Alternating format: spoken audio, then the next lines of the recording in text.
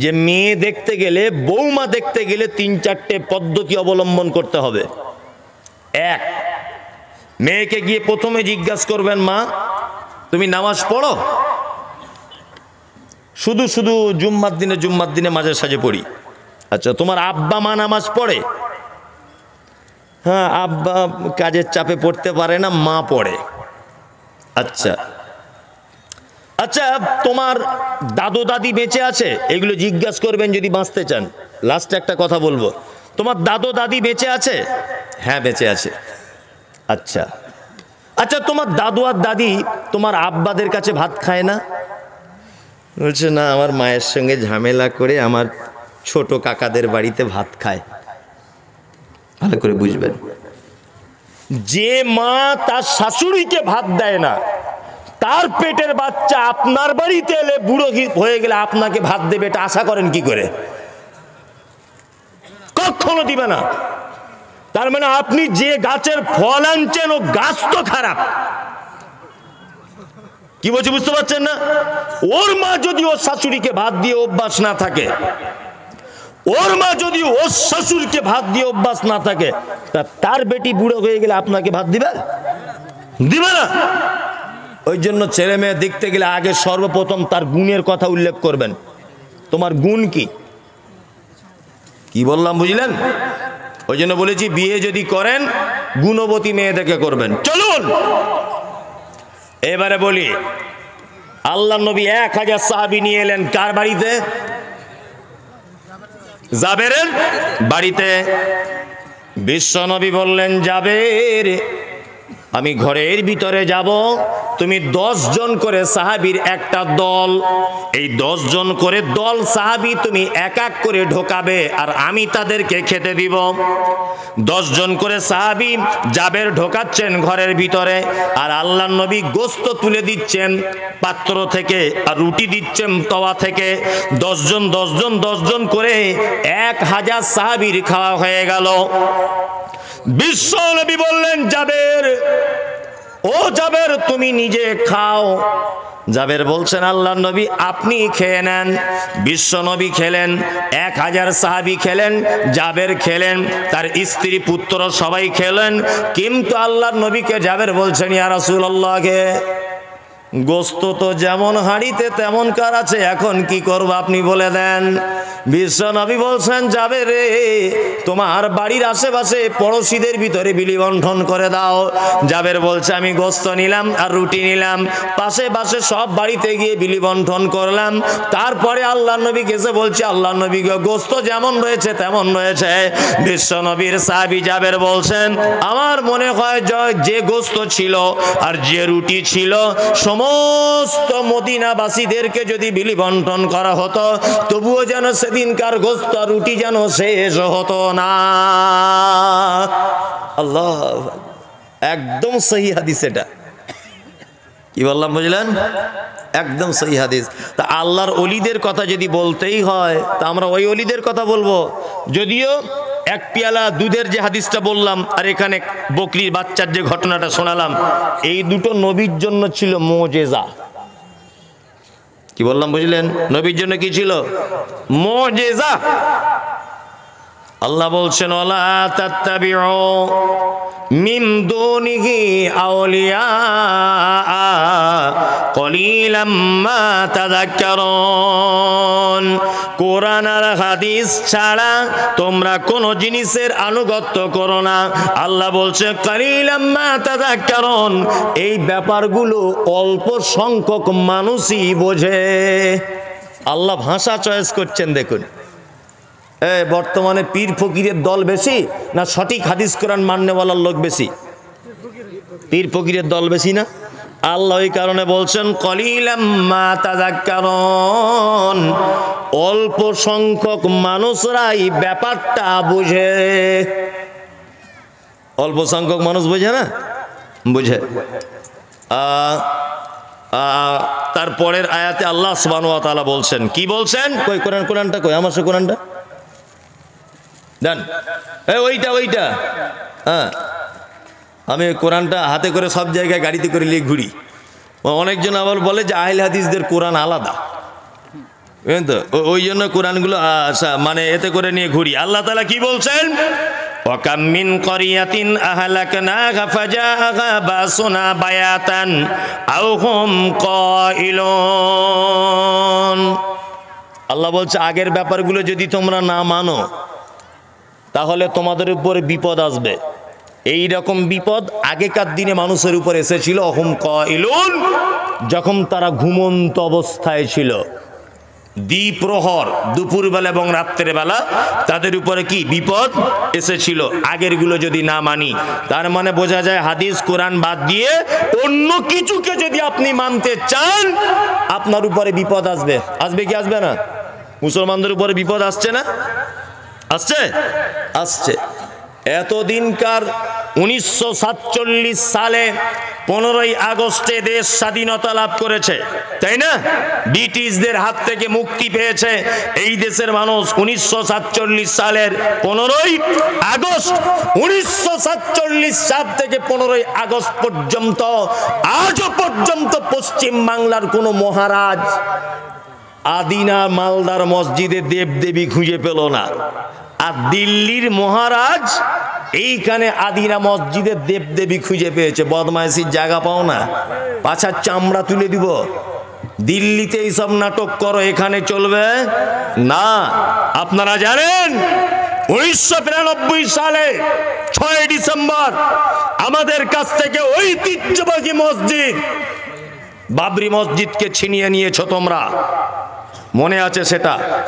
1992 6 ডিসেম্বরে অজস্র মুসলিম তাদের রক্ত নিয়ে খেলা করা হয়েছে বাবরি মসজিদের ফয়সালাবাদে। আপনি ভাববেন না যে ওই বাবরি মসজিদের মতো অবস্থা মালদাতে হবে।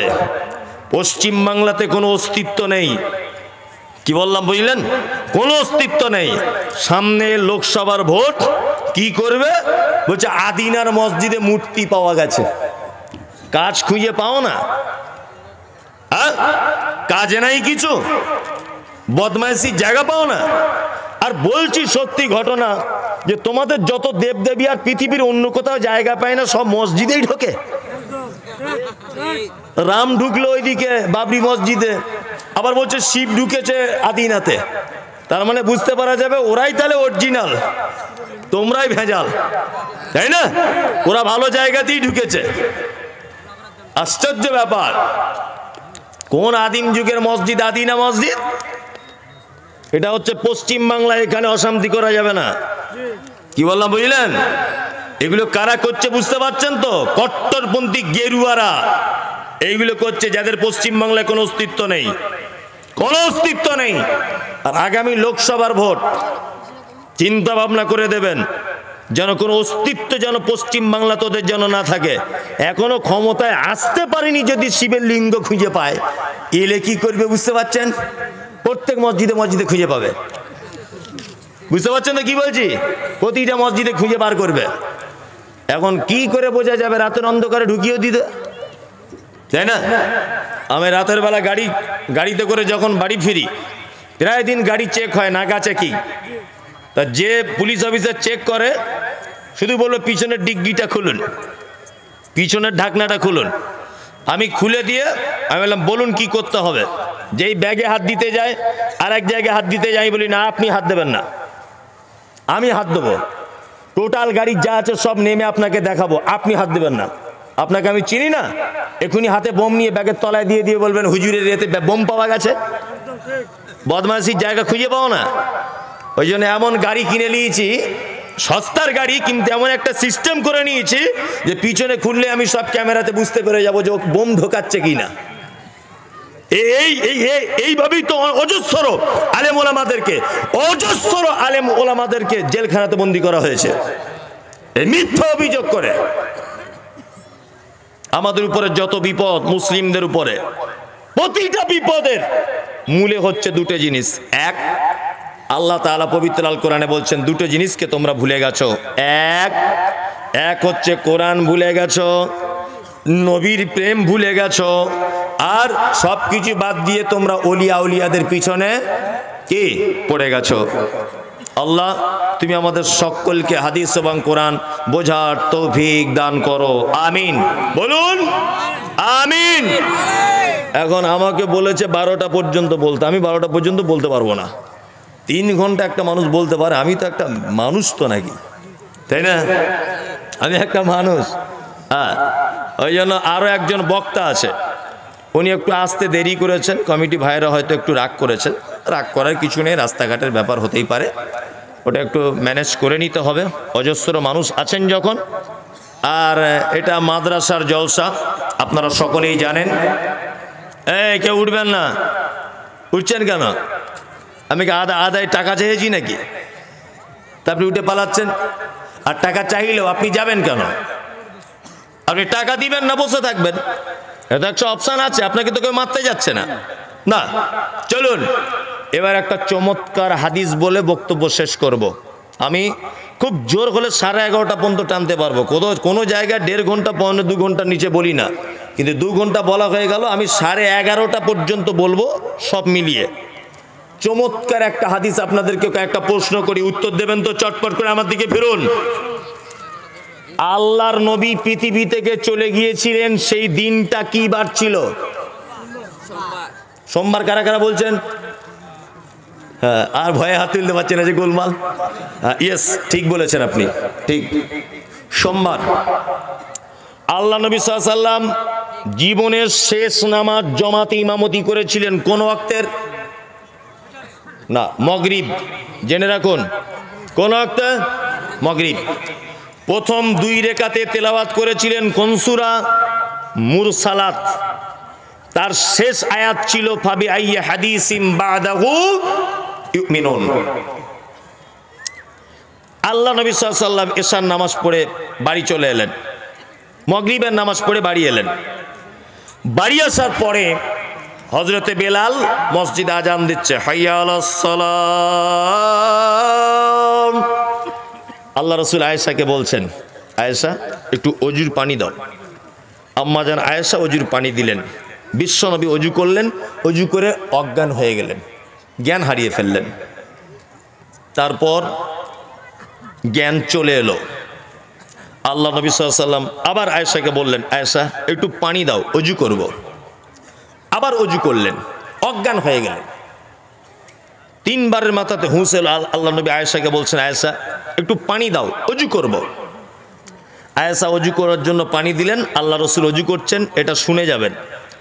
অজু করতে করতেই আল্লাহ রসুল আয়েশাকে বলছেন, আয়েশা তোমার আব্বাকে বলো ইমামতি করতে যেতে, তোমার আব্বাকে বলো, আমি আর ইমামতি করতে যেতে পারবো না, অসুখ বেড়ে গেছে। আম্মাজান আয়েশা জানালা খুলে আব্বা আবু বক্করকে ডেকে বলছেন, আব্বু আপনাকে ইমামতি করতে বলেছেন আল্লাহর নবী। হযরত আবু বক্কর শুনেই কাঁদতে শুরু করলেন, যে আল্লাহ রসুল বেঁচে আছেন আর আমি ইমামতি করব, হয় কেমন করে?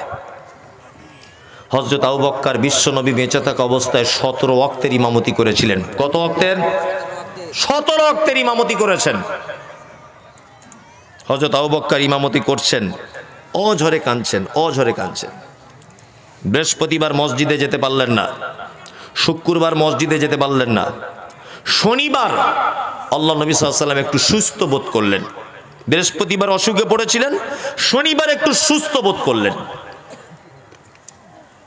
আল্লাহ নবী সাল্লাল্লাহু আলাইহি ওয়াসাল্লাম আয়েশাকে বলছেন, আয়েশা 2 জন সাহাবীকে ডাকো তো। 2 জন সাহাবীকে ডাকা হলো। আল্লাহ নবী সাল্লাল্লাহু আলাইহি ওয়াসাল্লাম 2 জন সাহাবীর কাঁধে ভর দিলেন। ভর দেওয়ার পরে মসজিদে নববীর ভিতরে ঢুকছেন, তখন দেখছেন আবু বকর সিদ্দিক রাদিয়াল্লাহু তাআলা আনহু জোহরের সালাতের ইমামতি করছেন। আবু বকর ব্যাপারটা বুঝতে পারলেন যে আল্লাহ রসুল তিনি মসজিদের ভিতরে ঢুকছেন। পিছনে চলে আসার মনস্থির করলেন হযরত আবু বকর, কিন্তু আল্লাহ রসুল ইশারা করে দিলেন, আবু বকর যেখানে দাঁড়িয়ে আছো ওখানেই দাঁড়াও। ইমাম হলেন আবু বকরকে। আল্লাহর নবীকে নিয়ে আবু বকরের বাম দিকে বসানো হলো। আবু বকরের বাম দিকে যদি আল্লাহর নবীকে বসানো হয়, তাহলে নবীজির কোন দিকে আবু বকর? ডান দিকে, তাই না? সঙ্গে সঙ্গে ইমাম পরিবর্তন হলো। আল্লাহর নবী হলেন ইমাম, আবু বকর হলেন মুকাব্বির। মুকাব্বির। নামাজ শেষ, আল্লাহ রসুল আয়েশার বাড়িতে এলেন, হুজরাতে। সর্বপ্রথম আয়েশাকে ডেকে বলছেন, আয়েশা আচ্ছা বলো বাড়িতে আমাদের কি কোনো সম্পদ আছে? আয়েশা বলছেন, আল্লাহ রাসূল 5টা থেকে 9টা দিনার আছে। দিনার মানে স্বর্ণের কয়েন। 5টা থেকে 9টা। তখন আল্লাহ রাসূল বলছেন, আয়েশা আরে তুমি কেন এটা বাড়িতে রেখে দিয়েছো? কোন নবী এবং ইমানদারের পক্ষে এটা উচিত নয় যে এত নিকৃষ্ট সম্পদ বাড়িতে রেখে আল্লাহর সাথে দেখা করবে। আম্মা জান আয়েশা বলছেন, আল্লাহ রাসূল আপনি অসুখে ছিলেন, ব্যস্ততার কারণে দান করতে পারিনি, এখন দান করে দিচ্ছি। আল্লাহ রাসূল বলছেন, আয়েশা তুমি যদি দান করে যদি দিতে তাহলে আমি আল্লাহর দরবারে পেয়ে যেতাম। তুমি যেটা রেখে দিয়েছো এটা একটা নিকৃষ্ট জিনিস। মানুষ যে সম্পদ রেখে মারা যায় এ সম্পদ তার নয়, তার নয়। মানুষ সম্পদ তার 3টা। 1 সে যেটা খেয়ে নেয়, 2 সে যেটা পরিধান করে, 3 যে সেটা আগে বাড়িয়ে দেয় অর্থাৎ দান করে দেয়। আপনি এখানে আসুন তো, আপনি এখানে আসুন, আপনি এখানে আসুন, আসুন না। হ্যাঁ আসুন, কিছু বলবো না, অত ভয় খাচ্ছেন না, আসুন আসুন। বসুন বসুন। আলহামদুলিল্লাহ। কি নাম আপনার? আচ্ছা এই দেখুন, এই যে লোকটাকে ডাকলাম, পৃথিবী কেমন জায়গা এটা শিক্ষা দেওয়ার জন্য ডাকলাম। আল্লাহু আকবার। পৃথিবী কেমন জায়গা আপনি শিক্ষা গ্রহণ করুন। আল্লাহর কসম করে বলছি এই লোকটাকে আমি অপমান করার জন্য ডাকিনি। আমার আব্বার থেকে ওনার বয়স বেশি। কি বললাম বুঝলেন? আচ্ছা আপনার বয়স কত? আইডিয়া করে বলুন একটা। 70, 60, 65 বছর বয়স হবে, একটা আন্দাজে বলুন। আপনার আব্বা মা বেঁচে আছে? আব্বা মা কতদিন হবে? 20-30 বছর? যাই হোক, মারা গেছে ওনার আব্বা অনেক দিন আগে। আচ্ছা ওর স্ত্রীও মারা গেছে। আচ্ছা আপনি সত্যি কথা একটা বলবেন আমাকে সবার সামনে। এই 20 বছর আপনার আব্বা মারা গেছে, এই 20 বছরের মধ্যে কোনোদিন আপনি আপনার আব্বার কবরের সাইডে দাঁড়িয়ে দাঁড়িয়ে বলেছেন আল্লাহ আমার আব্বাকে একটু ক্ষমা করে দাও? মাঝে সাঝে যান? বলিনি। যান, গিয়ে বসুন। এর নাম পৃথিবী। এর নাম কি?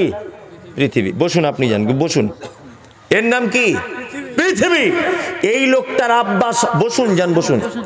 এই লোকটার আব্বা সারা জীবন টাকা ইনকাম করেছে, অর্থ সঞ্চয় করেছে তার বেটার ভবিষ্যৎ করার জন্যে। বেটার ভবিষ্যৎ করার জন্য করেনি? আপনি এখন টাকা ইনকাম করছেন কি জন্যে? বেটার ভবিষ্যতের জন্য নয়। এই দেখুন তার আব্বা 20 বছর আগে কবরে শুয়ে আছে, এমন বেটা যে একবারও বললো না আল্লাহ আমার আব্বাকে একটু ক্ষমা করে দাও। তা আপনার বেটা এটা বলবে আপনি ভাবছেন কি করে? হ্যাঁ, আপনার বেটা আপনি মারা যাবার পরে কি বলবে? এই হাদিসে আছে লাশ বেশিক্ষণ বাড়িতে রাখতে নেই, তাড়াতাড়ি মাটি দেওয়ার ব্যবস্থা করো, বলবে না? রাত 2টোর সময় আপনি মারা গেছেন, একই ঘরে স্বামী স্ত্রী দুজনা শুয়েছিলেন, আপনার স্ত্রী ভয়ে থরথর করে কাঁপবে, দরজা খুলে সবাইকে ডেকে বলবে ওঠ, কি হলো? তোর আব্বু মারা গেছে। মানে তোমার নিঃশ্বাস যতক্ষণ, তোমার প্রেম ভালোবাসা কি ততক্ষণ। ওই জন্য বলছি আপনি এখন যেটা করে যাবেন এটা হচ্ছে আপনার সম্পদ। আপনার বেটা আপনার জন্য দান করবে না। কি করে ভাবছেন আপনি? আপনি মারা গেলে আপনার বেটা দান করবে ভাবছেন? কবরে গিয়ে কোনোদিন একবার হাতটা তুলে বলবো না আল্লাহ আমার বেটাকে ক্ষমা, আমার আব্বাকে ক্ষমা করে দাও, বলবে?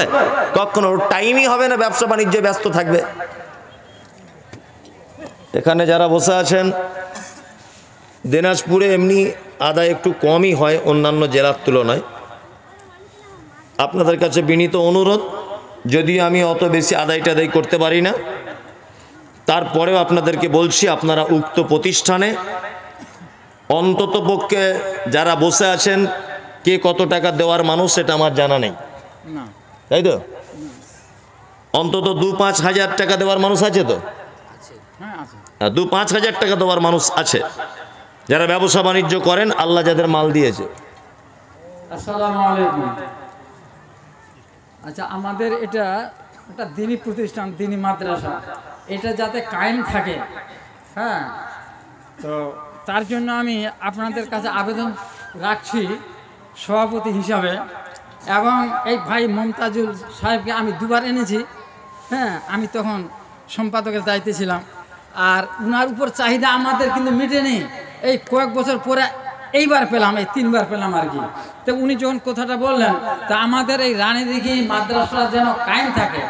হ্যাঁ, জাহেদু বে আমওয়ালিকুম ওয়া আনফুসিকুম ফি সাবিলিল্লাহ। জাহেদু, হ্যাঁ, এখানে আল্লাহ বলছেন জিহাদ করো।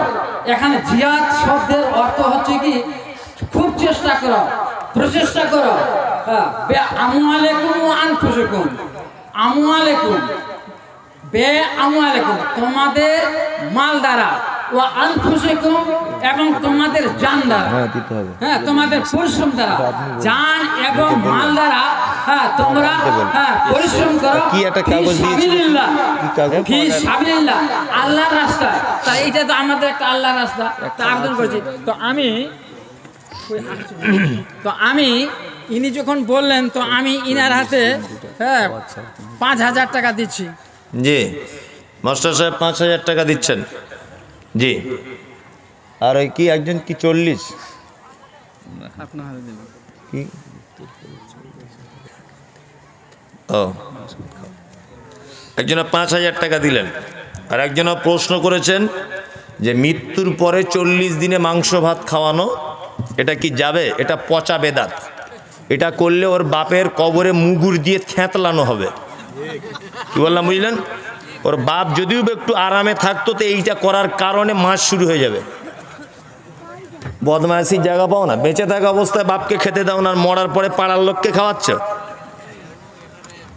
একদম বেদাত, চলবে না, হারাম এটা। আর এই খাবার যে খাবে সেও হারাম, খাবার খাওয়াটাই হারাম, একদম চলবে না এটা। এখনো 2024 সালে এই নোংরামি চলবে? একদম চলবে না। আর আপনাকে এই দাওয়াত বাড়ি দাওয়াত দিলে আপনি যান কি করে? আপনারও দেখছি লজ্জা শরম নাই। শবে বরাতের হালুয়া করে না, তবে শ্বশুর বাড়িতে দাওয়াত খেতে যায়। আপনারও লজ্জা শরম কম আছে, খেতে যান কেন? চলবে না একদম। বলুন। আসসালামু আলাইকুম। এই জালসা বা মাদ্রাসার সম্পাদককে আমি বলছি যে আমাদের যে দ্বিতীয় বক্তা ছিলেন, আমাদের প্রথম বক্তা আজ আমরা ধৈর্য সহকারে শুনলাম।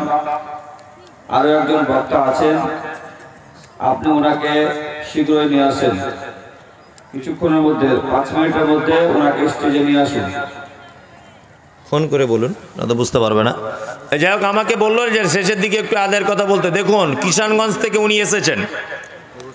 আমি যে বক্তা বলে আরেকটা বক্তা সাপোর্ট করছি তা নয়, এরকম কোনো বিষয় নয়। দূর থেকে এসেছেন, রাস্তাঘাটের ব্যাপার, কোথাও জামটাম লেগে গেছে, দেরি হয়েছে। তাই এই কর্তৃপক্ষের কাছে আমার অনুরোধ যে ওনাকে কিছু বলার সুযোগ দেন। অবশ্যই উনি একজন খুব ভালো বক্তা, আমার জানা মতে খুব ভালো আলোচনা রাখেন, আলহামদুলিল্লাহ।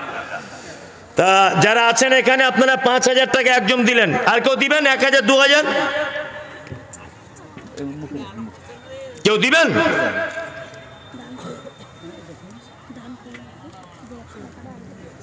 ও ভাই, চলে কেন যাচ্ছেন? বসুন, আরেকজন বক্তা আছে। একটু টাইম এদিক ওদিক হয়ে গেছে, জাস্ট এতটুকুই, তাছাড়া আর কিছু নয়। আলহামদুলিল্লাহ, খুব ভালো প্রোগ্রাম, খুব ভালো প্রোগ্রাম হয়েছে। যারা বসে আছেন এখানে বিনীত অনুরোধ যে আপনারা 100-200 যে যা পারবেন মাদ্রাসাতে একটু দেন। এটা আল্লাহর ঘর, দিলে আপনার কাজ হবে। তুমি আসমানে থাকো প্রভু, আমি জমিনে। তুমি কে ডাকছে দেখুন। ও একজনা মহিলা 500 টাকা দিচ্ছেন, আর একজনা ভাই 500 টাকা দিলেন। এই যারা দিবেন নিয়ে চলে আসুন ভাই, অনুরোধ। 12টা পর্যন্ত, 12:30 পর্যন্ত চলুক। 12:30 এমনিতে যত হয়, অসুবিধা কি আছে? বেনামি 1000 টাকা। ও বেনামিতে একজন 1000 টাকা। আল্লাহুম্মা সাল্লি আলাইহি, আল্লাহুম্মা বারিক আলাইহি। আল্লাহ যারা দান করেছে তুমি তাদের দানকে কবুল করে নাও, আমিন। দেন, সকলেই দেন, কিছু দেন। এই গজল শুনে কি করবি তুই? হয়ে গেছে, পয়সা আদায় হয় না। দেন ভাই দেন। আর পরবর্তী আরেকজন বক্তা আছে, ওনাকে নিয়ে আসুন দয়া করে। যারা মাইকের আবার শুনতে পাচ্ছেন, কর্তৃপক্ষ ভাইরা, আপনারা ওনাকে নিয়ে আসুন। আরে মেয়েরা তো কেউ বাড়ি যায়নি, সব মহিলাগুলো আছে। হ্যাঁ,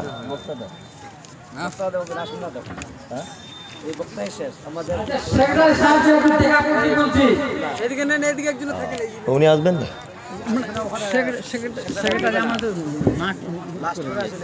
ও ও, ওই জন্য তো আপনার উপর চাপিয়ে দিল। হ্যাঁ ঠিক আছে। ভাই আসুন, মাদ্রাসার জন্য আসুন, মাদ্রাসার খাতিরে আসুন।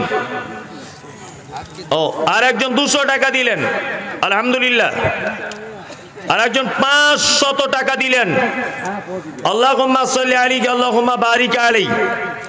আল্লাহ যারা দান করেছে, তবে আজকে প্রোগ্রামটা খুবই মানে সুন্দর প্রোগ্রাম, ঠিক নির্দিষ্ট টাইমেও হয়েছে, আর মানুষ অ্যাক্টিভ ভাবে শুনেছে। আর ওই প্রধান বক্তা রাত 12টায় তুলে, তখন আর জলসা ভালো হয় না, হয় এটা উত্তম হয়েছে আজকে। জি হ্যাঁ, আর 1 ঘন্টা চালালে কি হতো? আমি তো মানুষ না রোবট। হ্যাঁ, অত সহজ এতক্ষণ বকা যায় একটা মানুষ? তাও আমি এসে খাওয়া দাওয়া কিছুই করিনি, মানে চলে এলাম তাড়াতাড়ি স্টেজে, গিয়ে আবার খাওয়া দাওয়া করতে হবে। যাই হোক, ভাই আপনারা মসজিদ মাদ্রাসার জন্য দেন, কিছু দেন, আল্লাহর রাস্তায় দেন। আদায়টাও দেখতে হবে একটু, মাদ্রাসার জলসা বলে কথা। কেন এই 1 বছরের ডিপেন্ড করবে আজকের দিনটাকে কেন্দ্র করে। ওই জন্য কি ব্যাপার করে অন্তত 100-200 টাকা কেউ দিচ্ছে না? আগে টাকা উঠিয়ে নিয়েছে না? ঠিক ঠিক ঠিক, মানে বক্তারাই বোকা, আমাকে দিয়ে বা বোকা বানাচ্ছে যে আপনি আদায় করুন। আলহামদুলিল্লাহ, অনেক জনাই দিয়েছেন। আল্লাহ যারা দিয়েছে তুমি তাদের দানকে কবুল করে নাও, আমিন। ভাই যারা চলে যাচ্ছেন, আমি বলেছি 11:30 পর্যন্ত হবে, আর 5 মিনিট। আল্লাহ নবীর একটা চরম হাদিসকে আপনি অমান্য করে যাচ্ছেন, সেটা হচ্ছে মজলিস ভাঙার দোয়া বলে যেতে হবে। হ্যাঁ, কি বললাম বুঝলেন? এতক্ষণ যে নেকিটা পেলেন, মজলিস ভাঙার দোয়া না বলে গেলে নেকিটা আল্লাহর দরবারে টিকবে না। এটা আল্লাহ রসুলের হাদিস। মায়েদেরকেও বলবো, দোয়া বলবো, তবে এখান থেকে উঠবেন, তার আগে উঠবেন না। চলুন ভাই, আর কেউ দিবেন? 10-5 টাকা। একটা মেয়ে টাকা দিচ্ছে, এখানকার মেয়েরাও খুব কিপটা না। জি জি, তুমি আসমানে থাকো প্রভু। মাইকওয়ালা ভালো করে চালাও ভাই, কি সব এই স্ট্যান্ড এখন চলে 3-4টে দিয়ে, এখানে এই জলসার স্ট্যান্ড, এটা এগুলো রাজনৈতিক বক্তব্য দেওয়া দাঁড়িয়ে দাঁড়িয়ে জন্য ঠিক আছে। তুমি আসমানে থাকো প্রভু, আমি জমিনে, তবু তোমারি প্রেমে জমে হৃদয় গহীনে। আমি তোমারি গোলাম গো, অন্য কারণা। আমি তোমারি গোলাম গো, অন্য কারণা। আলিমুল গায়ব তুমি, মালিক রব্বানা। আল্লাহ আল্লাহ আল্লাহ আল্লাহ, তুমি আসমানে থাকো প্রভু, আমি জমিনে।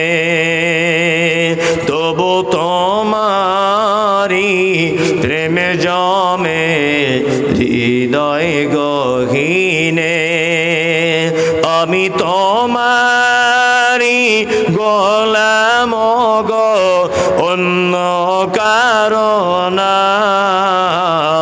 আলিমুল গায়ব তুমি মালিকে রব্বানা আল্লাহ আল্লাহ আল্লাহ আল্লাহ তোমারি রহম ছাড়া বাঁচা বড় দায় কঠিন দিনে কঠিন ক্ষণে বাঁচিয়ে রাখো গো আমায় কত শত ভুল মাইকের আওয়াজটাই চলে গেল সুবহানাকা আল্লাহুম্মা দোয়া বলো সুবহানাকা আল্লাহুম্মা ওয়া বিহামদিকা আশহাদু আল্লা ইলাহা ইল্লা আনতা আস্তাগফিরুকা ওয়া আতুবু ইলাইক আসসালামু আলাইকুম ওয়া রাহমাতুল্লাহ।